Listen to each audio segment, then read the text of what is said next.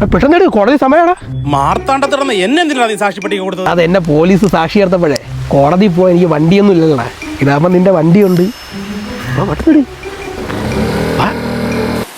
മഴയാണെന്ന് അറിഞ്ഞെങ്കിൽ bullet എടുത്തേനടേ. അതും ബൈക്കല്ലടാ, നമ്മൾ അതിലൊന്നും നനയൂലേ. നീ വക്കീലിനെ വിളിച്ച് പറ നാളെ എങ്ങനെ വരാൻ. നനഞ്ഞോണ്ടെങ്കിൽ സാക്ഷി പറയാൻ പോകുന്നു. ആ നിൽക്കണ പുള്ളിയെ കണ്ട, അതാണ് കീരി മുരുകൻ. എവിടുത്തെ ഗുണ്ടയാടാ? ഗുണ്ടയൊന്നുമല്ല. നീ കീരിയെ കണ്ടിട്ടില്ലേ?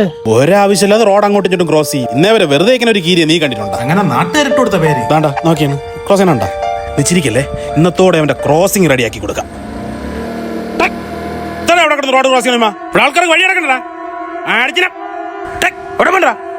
ക്രോസിംഗ് എന്തായാലും പോകാൻ പറ്റിയില്ല.